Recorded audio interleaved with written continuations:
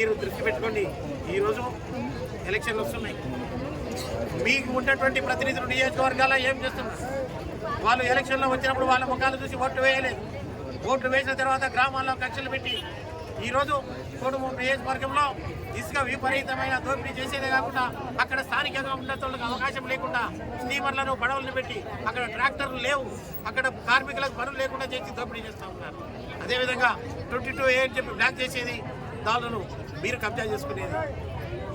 ఎవరైనా ఆస్తులు పెంచుకుంటే పెంచుకుంటారు, కానీ కనీసం వీళ్ళ వర్కర్లకైనా ఈ రోజు ఉన్నటువంటి ఈ సమ్మెను ఇంతటితో విరమిస్తే బాగుంటుందని చెప్పి సభాముఖంగా తెలియజేస్తున్నాం. కానీ ఇప్పుడైతే చెప్తున్నా, మేము తెలుగుదేశం ప్రభుత్వం తప్పకుండా అధికారంలోకి ఈ మహిళా శక్తితోనే రేపు అధికారంలోకి వస్తాం. వచ్చిన తర్వాత ఈ కోరికలను పూర్తిగా నెరవేరుస్తాం.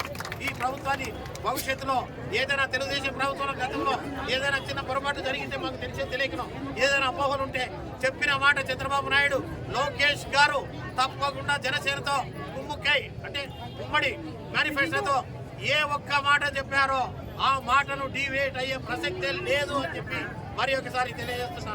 గతంలో వాళ్ళు చెప్పొచ్చు, ఏదో ఒక అబద్ధాలు చెప్తా ఉంటారు, సాక్షి పేపర్ పెట్టుకునే వాళ్ళు లేకుండా మీడియా ద్వారా.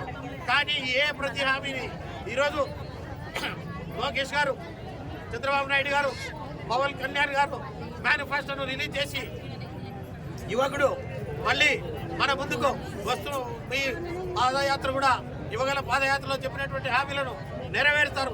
మేనిఫెస్టోలో చెప్పినటువంటిది ఒకరోజు ఒక గంట కూడా వ్యత్యాసం లేకుండా ఆ హామీలను నెరవేరుస్తారని చెప్పి మీకు అందరికీ సభాముఖంగా తెలియజేస్తూ ఈ అంగన్వాడీ వర్కర్ల హెల్పర్ల ఈ కోరికలను తప్పకుండా మా ప్రభుత్వం వచ్చిన తర్వాత తప్పకుండా నెరవేరుస్తామని సభాముఖంగా